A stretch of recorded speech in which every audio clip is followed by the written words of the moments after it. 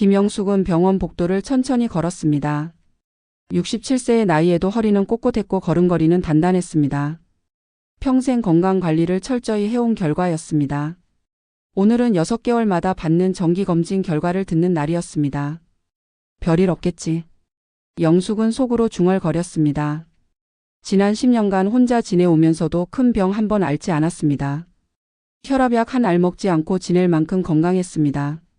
진료실 문을 열고 들어서자 담당 의사가 심각한 표정으로 앉아 있었습니다. 책상 위에는 CT 촬영 사진들이 펼쳐져 있었습니다. 영숙은 가슴이 조금 두근거렸습니다. 앉으세요, 김영숙 씨. 의사의 목소리가 평소와 달랐습니다. 영숙은 의자에 앉으며 의사의 얼굴을 살펴보았습니다. 20년 넘게 다닌 병원이라 의사와도 친숙했는데 오늘은 표정이 무거웠습니다. 선생님, 뭔가 문제가 있나요? 영숙이 조심스럽게 물었습니다. 이번 검사에서 췌장의 종양이 발견되었습니다. 의사는 CT 사진을 가리키며 설명했습니다. 영숙의 눈에는 하얀 점 같은 것이 보였습니다. 작아 보이지만 의사의 표정으로 봐서는 심각한 모양이었습니다. 종양이라고 하시면 악성입니다. 췌장암 3기로 진단됩니다. 순간 영숙의 귀에서 웅웅거리는 소리가 났습니다. 의사의 목소리가 멀리서 들려오는 것 같았습니다. 67년을 살아오면서 가장 충격적인 말이었습니다. 얼마나 남았나요?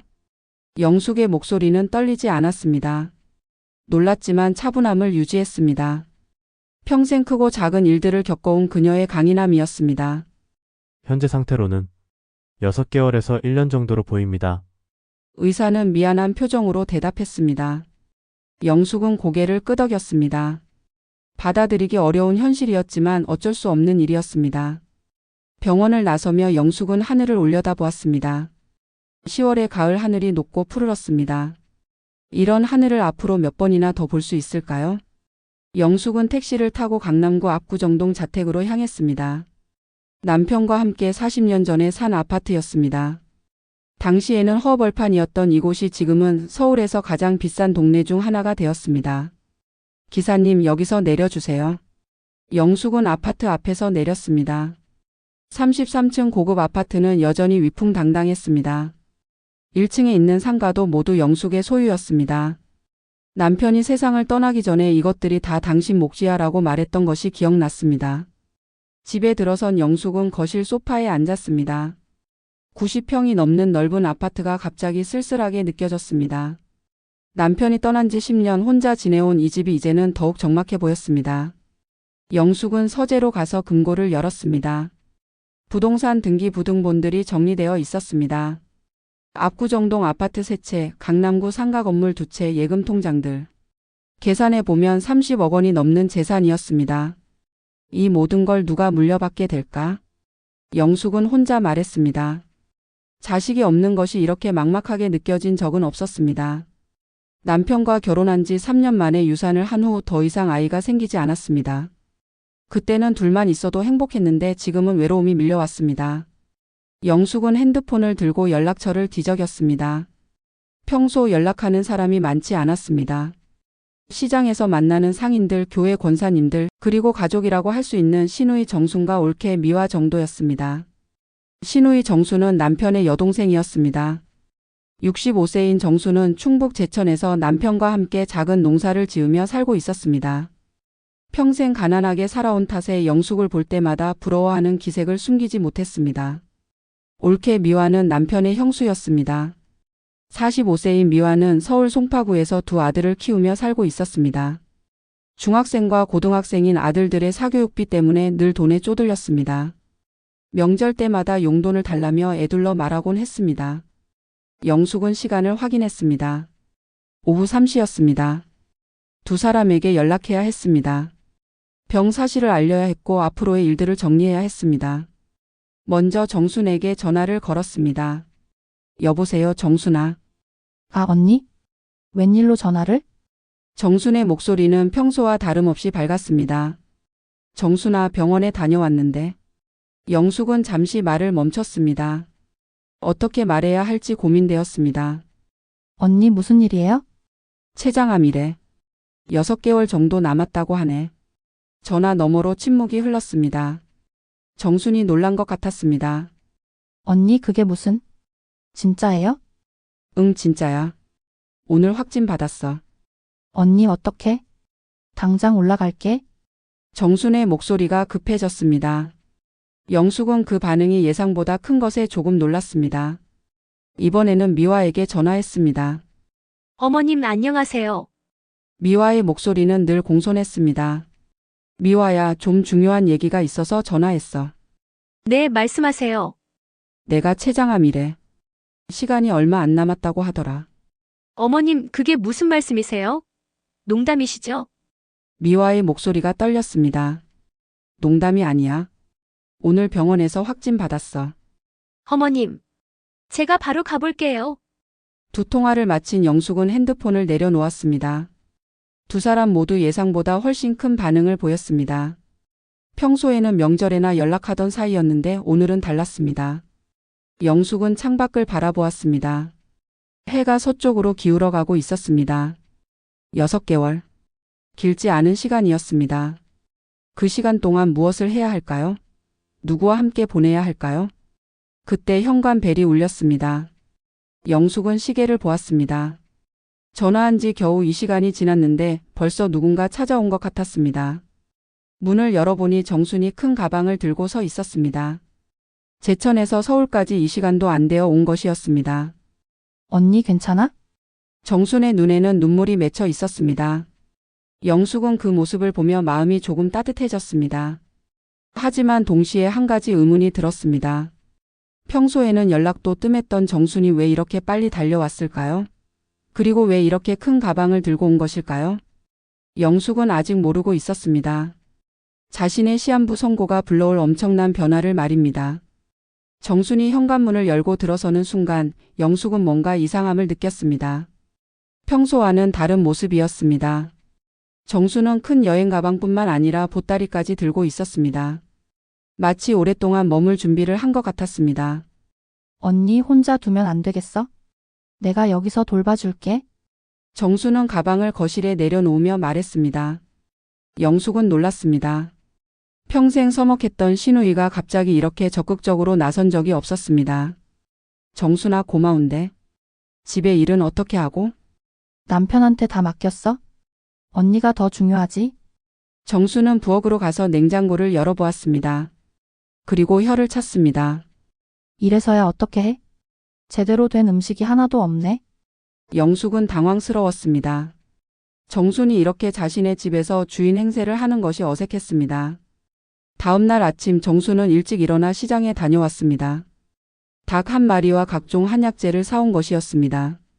언니 삼계탕 끓여줄게. 몸보신해야지. 정순아, 그럴 필요 없어. 내가 하면 돼. 안 돼.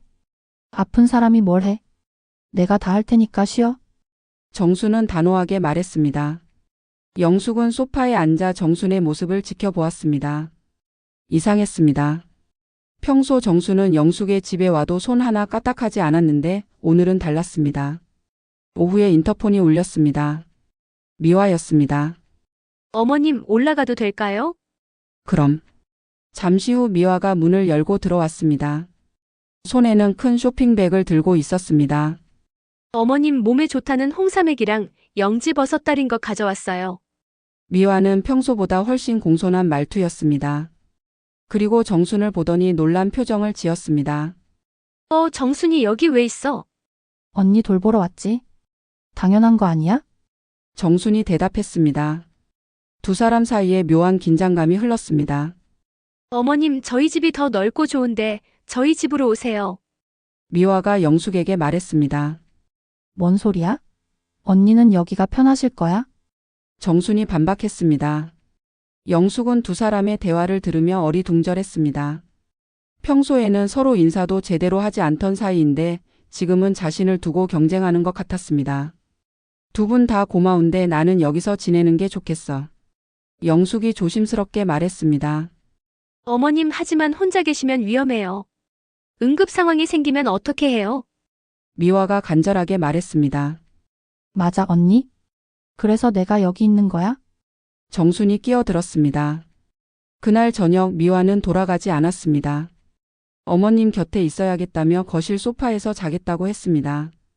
결국 영숙의 집에는 세 사람이 함께 있게 되었습니다.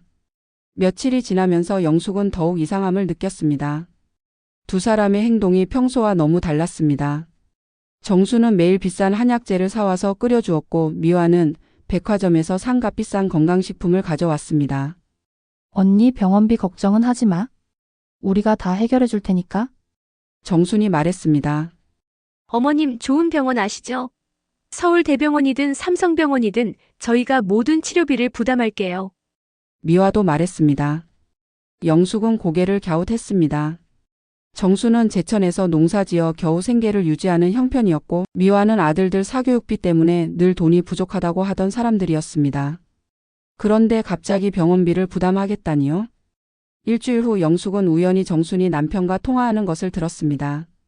정수는 베란다에서 작은 소리로 통화하고 있었지만 영숙의 귀에는 들렸습니다. 30억짜리 아파트가 세 채나 있대. 상가 건물도 두 채고. 영숙은 몸이 굳었습니다. 이제 우리도 서울로 이사 갈 수 있을 것 같아? 언니만 잘 모시면 말이야. 정순의 목소리는 흥분되어 있었습니다. 애들도 서울 학교로 전학시키자. 시골에서 뭘 하겠어? 영숙은 조용히 자리를 피했습니다. 가슴이 답답했습니다. 정순의 진심이 무엇인지 알 것 같았습니다. 다음 날 미화가 친구와 통화하는 것도 우연히 들었습니다. 시어머니 재산이 얼마나 되는지 알아? 30억은 넘어. 미화는 자랑스러운 듯 말했습니다. 애들 의대 보내고도 남을 거야. 이제 좀 편하게 살 수 있을 것 같아. 영숙의 마음은 차갑게 식었습니다. 두 사람 모두 자신의 재산을 노리고 있다는 것을 확실히 알게 되었습니다. 그날 밤 영숙은 잠들지 못했습니다. 천장을 바라보며 생각했습니다. 자신이 죽어가고 있는데 가장 가까운 사람들이 자신의 죽음을 기다리고 있다는 현실이 참담했습니다. 아침에 정순이 물었습니다. 언니 유언장은 써놨어? 너무 직접적인 질문이었습니다. 영숙은 놀랐습니다. 왜 갑자기 그런 걸 물어? 아니야, 그냥. 준비해두는 게 좋지 않을까 해서. 정순의 말에 미화가 끼어들었습니다. 어머님 정순이 말이 맞아요. 미리 정리해 두시는 게 나을 거예요. 두 사람의 눈빛이 예사롭지 않았습니다. 영숙은 섬뜩함을 느꼈습니다. 아직 생각해보지 않았어. 영숙이 대답했습니다. 언니, 나는 평생 언니를 돌봤잖아. 남편이 살아있을 때도 내가 더 챙겼고. 정순이 말했습니다. 어머님 저희가 더 자주 찾아뵙고 모셨는데요. 정순이가 뭘 했다고? 미화가 반박했습니다. 영숙은 두 사람의 말다툼을 들으며 현실을 깨달았습니다. 자신의 죽음을 앞두고 벌어지는 유산 다툼이었습니다. 자신은 아직 살아있는데 벌써 상속 계산을 하고 있는 것이었습니다. 그만해. 영숙이 조용히 말했습니다. 언니 하지만. 정수나 미화야, 나는 아직 죽지 않았어. 유산 얘기는 나중에 하자. 영숙의 목소리는 차가웠습니다. 두 사람은 서로를 쳐다보더니 입을 다물었습니다. 그날부터 영숙은 두 사람을 다른 시선으로 보게 되었습니다. 극진한 돌봄 뒤에 숨은 계산을 알게 되었습니다. 진정한 사랑이 아니라 유산을 위한 투자라는 것을 깨달았습니다. 영숙은 결심했습니다. 이대로 당할 수는 없다고 생각했습니다. 자신의 마지막을 이런 식으로 보낼 수는 없었습니다. 진정으로 자신을 생각하는 사람이 누구인지, 그리고 자신의 재산을 어떻게 처리할지 심각하게 고민해야 할 때였습니다. 유산 이야기를 꺼낸 후 집안 분위기가 묘하게 바뀌었습니다. 정순과 미화는 더욱 적극적으로 영숙을 돌보기 시작했습니다. 하지만 그들의 관심 뒤에는 계산이 숨어 있었습니다. 다음 날 아침 정수는 새벽 5시부터 일어나 약선죽을 끓였습니다. 미화는 오전 9시에 도착해서 값비싼 녹용액을 가져왔습니다. 두 사람의 경쟁이 점점 치열해졌습니다. 언니 이 약선죽 드세요? 밤새 푹 끓였어요? 어머님 이 녹용액은 한 병에 50만 원짜리예요. 몸에 정말 좋대요. 영숙은 두 사람의 과도한 관심이 부담스러웠습니다. 숟가락을 들 때마다 두 사람이 지켜보고 있었습니다. 화장실을 가려고 해도 따라와서 괜찮으시냐고 묻곤 했습니다. 나 혼자서도 충분히 할 수 있어. 영숙이 말했지만 소용없었습니다. 언니 넘어지기라도 하면 어떡해? 어머님, 저희가 도와드려야죠. 영숙은 점점 숨이 막혔습니다. 자신의 집에서 객이된 기분이었습니다. 며칠 후 영숙은 정순이 또 남편과 통화하는 것을 들었습니다. 이번에는 더욱 구체적이었습니다. 압구정동 아파트만 해도 15억은 될 거야? 상가 건물 두 채는 10억 넘을 거고. 정순의 목소리는 흥분되어 있었습니다. 언니 말로는 예금도 5억 정도 있다고 하더라. 합치면 30억은 넘어. 영숙은 가슴이 답답해졌습니다. 정순이 자신의 재산을 이렇게 상세히 파악하고 있다는 것이 충격이었습니다. 우리 애들도 이제 서울에서 대학 갈 수 있겠어? 언니만 잘 모시면 말이야. 전화를 끊은 정순은 다시 영숙에게 다가왔습니다. 언니 약 드실 시간이에요? 영숙은 정순의 얼굴을 바라보았습니다. 친절한 미소 뒤에 숨은 계산을 읽을 수 있었습니다. 오후에 미화도 비슷한 통화를 했습니다. 베란다에서 친구와 이야기하는 것이었습니다. 30억이면 우리 애들 의대 보내고도 남겠어. 강민이 수학 학원비만 월 200만 원인데 미화의 목소리도 들떠 있었습니다. 시어머니가 자식도 없으니까 우리가 잘 모시면 다 우리 몫이지. 영숙은 미화의 말을 들으며 온몸에 소름이 돋았습니다. 정순이랑 경쟁이긴 한데 내가 더 가까운 사이잖아. 며느리가 시누이보다 우선이지. 미화는 자신만만한 목소리로 말했습니다. 그날 저녁 두 사람은 영숙 앞에서 또 다시 경쟁을 벌였습니다. 언니, 내가 서울 와서 얼마나 힘든지 몰라? 시골 일도 다 제쳐두고 왔는데. 정순이 말했습니다. 어머님, 저도 아이들 돌봄을 다 포기하고 여기 있는 거예요. 학원 스케줄도 다 바꿨고요. 미화가 맞받아쳤습니다. 영숙은 두 사람의 말을 들으며 씁쓸했습니다. 모든 것이 계산이었습니다. 희생이 아니라 투자였습니다. 두 분 다 고생이 많네요. 영숙이 조용히 말했습니다. 언니 고생이 뭐예요? 가족인데? 정순이 대답했습니다. 그럼 정순아, 내가 만약 재산이 하나도 없었다면? 영숙의 갑작스러운 질문에 정순이 당황했습니다. 그게 무슨 말씀이에요? 만약 내가 가난했다면 그래도 이렇게 돌봐줄 거야? 정순은 대답하지 못했습니다. 미화도 마찬가지였습니다. 솔직하게 말해봐. 내 돈 때문에 온 거 아니야? 영숙의 목소리가 차갑게 변했습니다. 언니 그런 게 아니에요? 정말 언니가 걱정돼서? 어머님, 저희가 그런 사람들인 줄 아세요? 두 사람은 부인했지만 목소리에 확신이 없었습니다. 영숙은 더 이상 말하지 않았습니다. 진실은 이미 확인했습니다. 그날 밤 영숙은 침실에 혼자 앉아 있었습니다. 남편의 영정 사진을 바라보며 말했습니다. 여보, 이제 어떻게 해야 할까요? 남편은 대답하지 않았습니다. 하지만 영숙은 남편이라면 뭐라고 했을지 알 것 같았습니다. 진심이 아닌 사랑은 사랑이 아니야. 다음 날 아침 영숙은 결심을 했습니다. 김 변호사에게 전화를 걸었습니다.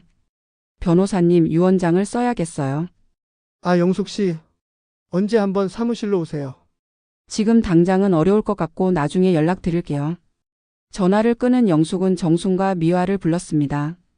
유언장을 쓰려고 하는데 두 분 생각은 어때요? 두 사람의 눈이 반짝였습니다. 언니 좋은 생각이에요? 미리 정리해두는 게 낫죠? 정순이 빠르게 대답했습니다. 어머님, 현명한 판단이세요. 미화도 동의했습니다. 그럼 어떻게 나누면 좋을까요? 영숙의 질문에 두 사람이 서로를 쳐다보았습니다. 언니 저는?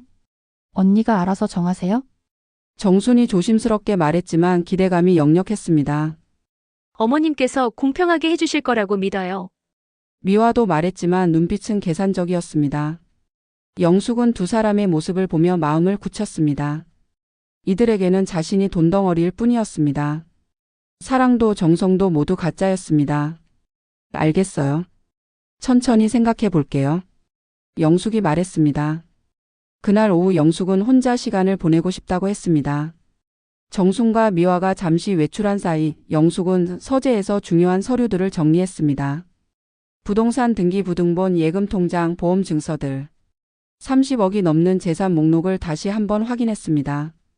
평생 모은 재산이었지만 이제는 저주처럼 느껴졌습니다. 영숙은 컴퓨터를 켜고 인터넷을 검색했습니다. 재산기부, 사회복지재단, 독거노인 지원. 다양한 정보들이 나왔습니다. 그때 한 기사가 눈에 들어왔습니다. 평생 모은 재산 100억 원을 독거노인을 위해 기부한 할머니라는 제목이었습니다. 기사를 읽으면서 영숙의 마음이 움직였습니다. 그래, 이런 방법도 있구나. 영숙은 처음으로 희망을 느꼈습니다. 자신의 재산을 정말 필요한 곳에 쓸 수 있다면 죽음도 의미가 있을 것 같았습니다. 저녁에 정순과 미화가 돌아왔을 때 영숙의 표정이 달라져 있었습니다. 절망에서 벗어나 새로운 결심을 품은 얼굴이었습니다. 언니, 오늘 컨디션이 좋아 보이네요? 정순이 말했습니다. 어머님, 뭔가 좋은 일 있으셨어요? 미화도 물었습니다. 영숙은 미소를 지었습니다. 하지만 그 미소에는 두 사람이 알 수 없는 의미가 담겨 있었습니다. 곧 알게 될 거예요. 영숙의 대답은 수수께끼 같았습니다. 하지만 그녀의 마음은 이미 정해져 있었습니다. 영숙이 유언장 작성 의사를 밝힌 후 집안 분위기가 완전히 달라졌습니다. 정순과 미화의 가면이 서서히 벗겨지기 시작했습니다. 이제는 돌봄이 아니라 노골적인 경쟁이었습니다. 다음 날 아침 정순이 먼저 말을 꺼냈습니다. 언니, 유언장 쓸 때 참고하라고 말하는 건데? 정순은 조심스럽게 운을 뗐습니다. 저는 평생 언니를 돌봤잖아요? 남편이 살아있을 때도 제가 더 챙겼고, 영숙은 정순의 말을 듣고 있었습니다. 이제 본색이 나오는구나 싶었습니다. 명절 때도 언니 집 청소하고, 김치도 담가주고, 그런 거 다 기억하시죠? 정순의 목소리에는 간절함이 묻어 있었습니다. 미화가 가만히 있을 리 없었습니다. 어머님, 정순이가 뭘 했다고 그래요? 저희가 더 자주 찾아뵙고 모셨는데요. 미화가 끼어들었습니다. 어머님께서 아프실 때마다 병원 모시고 간 건 저예요. 약국에서 약 사다 드린 것도 저고요. 두 사람은 영숙 앞에서 각자의 공로를 내세우기 시작했습니다. 그리고 어머님, 저희 애들도 있잖아요. 강민이, 준호 말이에요. 미화가 덧붙였습니다. 아이들 교육비도 많이 들고 저희가 더 절실해요. 영숙은 두 사람의 말을 가만히 듣고 있었습니다.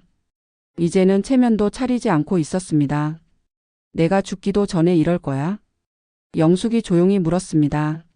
언니, 그게 아니라, 어머님, 오해하지 마세요. 두 사람은 당황했지만 멈추지 않았습니다. 며칠 후 상황은 더욱 심각해졌습니다. 정순과 미화가 아예 대놓고 말다툼을 벌였습니다. 언니가 뭘 했다고 유산을 받아? 제천에서 농사나 짓고 있으면서. 미화가 도발했습니다.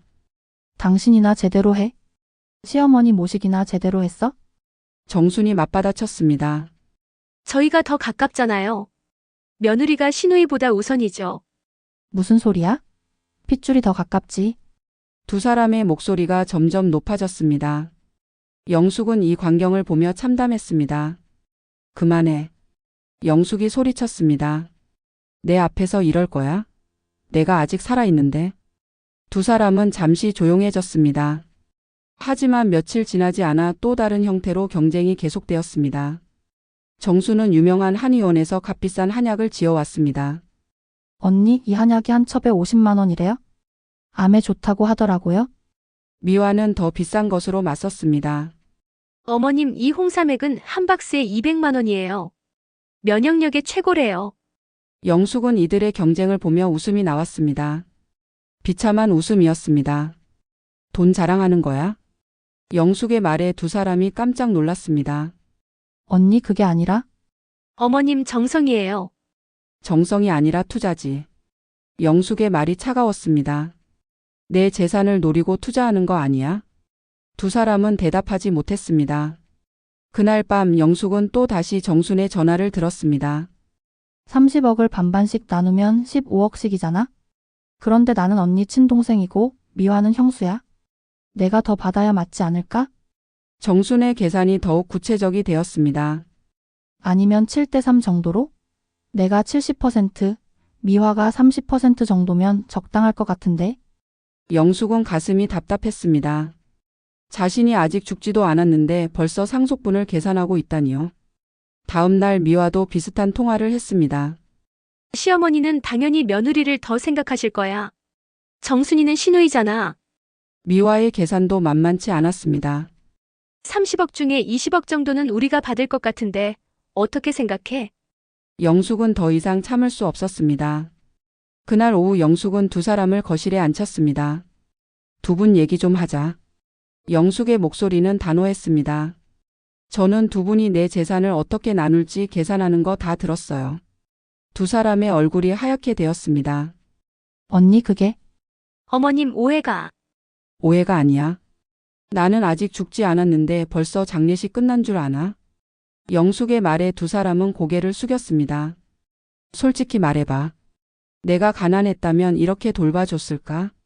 정순과 미화는 대답하지 못했습니다. 내 돈이 없었다면 제천에서 올라왔을까? 아이들 학원비 걱정하면서도 여기 있을까? 영숙의 질문은 날카로웠습니다. 언니 저희가 그런 사람들 아니에요? 정순이 변명했습니다. 그럼 지금 당장 집에 돌아가서 평소처럼 지내보세요. 내 유언장에 대한 기대 없이 말이에요. 영숙의 제안에 두 사람은 망설였습니다. 그거는 언니가 혼자 계시면 안 되니까.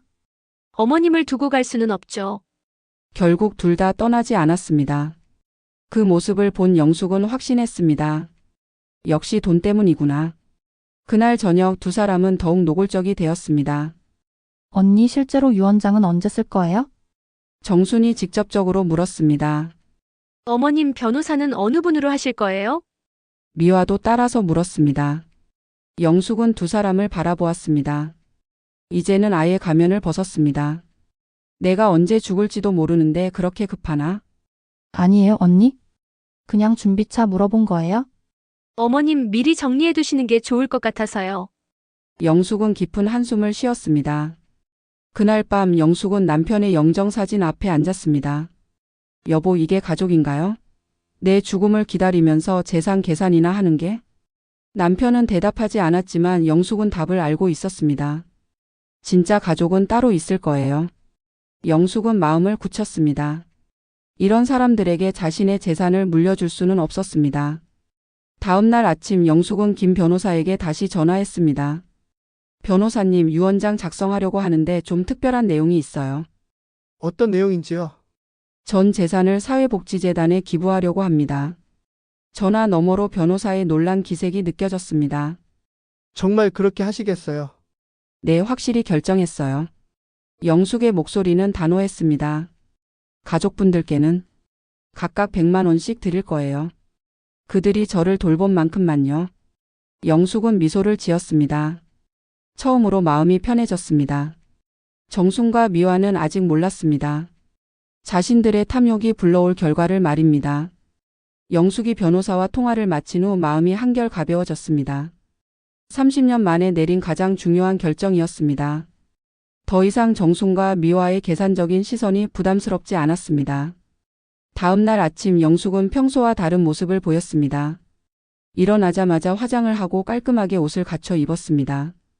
마치 중요한 일을 앞둔 사람처럼 말입니다.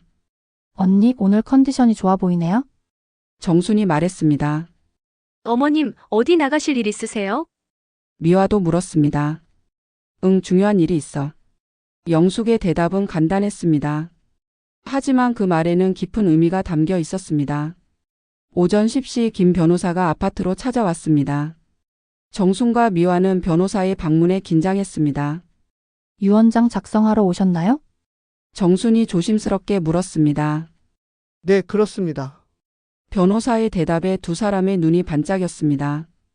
영숙은 서재에서 변호사와 단둘이 앉았습니다. 문을 닫았지만 정순과 미화는 귀를 기울이고 있었습니다. 정말 이대로 하시겠어요? 변호사가 다시 한번 확인했습니다. 네, 확실합니다. 영숙의 목소리는 단호했습니다. 전 재산을 사랑의 독거노인 돕기 재단에 기부합니다.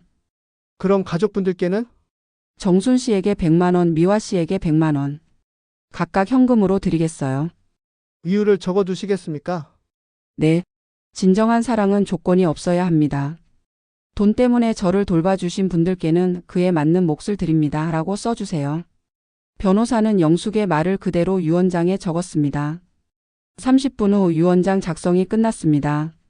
변호사가 서재를 나서자 정순과 미화가 달려왔습니다. 어떻게 됐어요? 언니 다 정리됐어요? 두 사람의 목소리에는 기대감이 가득했습니다. 다 정리됐어. 영숙이 대답했습니다. 하지만 구체적인 내용은 말하지 않았습니다. 변호사가 떠난 후 영숙은 두 사람에게 말했습니다. 고생 많았어. 이제 각자 집으로 돌아가도 괜찮을 것 같아. 언니 왜요? 아직 돌봄이 필요하잖아요? 정순이 당황했습니다. 어머님, 저희가 계속 모셔야죠. 미화도 마찬가지였습니다. 아니야. 이제는 혼자서도 충분해. 영숙의 말에 두 사람은 어쩔 줄 몰랐습니다. 며칠 후 영숙의 상태가 급격히 나빠졌습니다. 병원에서 입원 치료를 받게 되었습니다. 정순과 미화는 다시 영숙 곁을 지켰습니다. 언니 힘내요. 어머님, 우리가 여기 있어요. 하지만 이번에는 조금 달랐습니다. 유언장이 이미 작성된 상황에서 두 사람의 태도에 미묘한 변화가 있었습니다. 한 달 후 영숙의 상태는 더욱 악화되었습니다. 의사는 며칠 더 지켜봐야 한다고 했습니다. 어느 조용한 저녁 영숙은 정순과 미화를 불렀습니다. 두 분 다 고마웠어. 영숙의 목소리는 약했지만 따뜻했습니다. 언니 뭔 소리예요? 아직 멀쩡하시잖아요? 어머님, 그런 말씀 하지 마세요. 두 사람은 당황했습니다. 아니야. 내가 할 말이 있어. 영숙은 천천히 말했습니다. 두 분이 돌봐주신 건 정말 고마워요. 하지만 영숙은 잠시 멈췄습니다. 진짜 사랑이 뭔지 생각해 봤으면 좋겠어. 그 말이 영숙의 마지막이었습니다. 그날 밤 영숙은 평화롭게 세상을 떠났습니다. 장례식은 조용하게 치러졌습니다. 정순과 미화는 상주 역할을 했습니다. 그들의 마음에는 슬픔과 함께 유산에 대한 기대가 섞여 있었습니다. 장례식 다음 날 변호사 사무실에서 유언장 공개가 있었습니다. 정순과 미화는 긴장한 표정으로 앉아 있었습니다. 고인의 유언을 발표하겠습니다. 변호사가 유언장을 펼쳤습니다. 전 재산 30억 원은 사랑의 독거노인 돕기 재단에 기부합니다. 순간 정실이 조용해졌습니다. 정순 씨에게는 현금 100만 원, 미화 씨에게는 현금 100만 원을 유증합니다. 뭐라고요? 정순이 소리쳤습니다. 30억을 남한테 줘요? 100만 원만? 미화도 믿을 수 없다는 표정이었습니다. 변호사는 계속 읽었습니다. 위원회 이후 진정한 사랑은 조건이 없어야 합니다. 돈 때문에 저를 돌봐주신 분들께는 그에 맞는 몫을 드립니다. 정순과 미화는 망연자실했습니다. 이게 말이 돼요? 우리가 얼마나 고생했는데? 평생 모신 건 우리잖아요. 두 사람은 항의했지만 소용없었습니다. 법적으로 문제가 없는 유언장이었습니다. 사무실을 나선 정순과 미화는 서로를 원망했습니다. 당신 때문에 이런 일이 생긴 거야? 내 때문이라고. 당신이 너무 노골적으로 해서 그런 거지. 하지만 후회해도 늦었습니다. 한편 사랑의 독거노인 돕기 재단에서는 영숙의 기부 소식을 발표했습니다. 30억 원이라는 거액의 기부는 큰 화제가 되었습니다. 재단 관계자는 말했습니다. 고인의 뜻에 따라 혼자 사시는 어르신들을 위해 소중히 사용하겠습니다. 영숙의 기부금은 독거노인 도시락 배달, 의료비 지원, 말벗 서비스 등에 쓰이게 되었습니다. 매년 수백 명의 외로운 어르신들이 도움을 받을 수 있게 되었습니다. 몇 달 후 정순과 미화는 각자의 삶으로 돌아갔습니다. 정순은 다시 제천으로 내려가 농사를 지었습니다. 미화는 서울에서 아이들을 키우며 살았습니다. 하지만 두 사람 모두 영숙의 마지막 말을 잊을 수 없었습니다. 진짜 사랑이 뭔지 생각해 봤으면 좋겠어. 어느 날 정순은 혼자 집에서 생각했습니다. 언니 말이 맞았나 봐? 나는 언니를 사랑한 게 아니라 돈을 사랑했구나. 미화도 마찬가지였습니다. 어머님을 진심으로 모신 게 아니었어. 유산만 생각했지. 영숙의 선택은 두 사람에게 큰 깨달음을 주었습니다. 진정한 가족의 의미, 조건 없는 사랑의 소중함을 뒤늦게 깨닫게 된 것입니다. 그리고 영숙의 30억 원은 진짜 사랑이 필요한 곳에서 새로운 생명을 얻었습니다.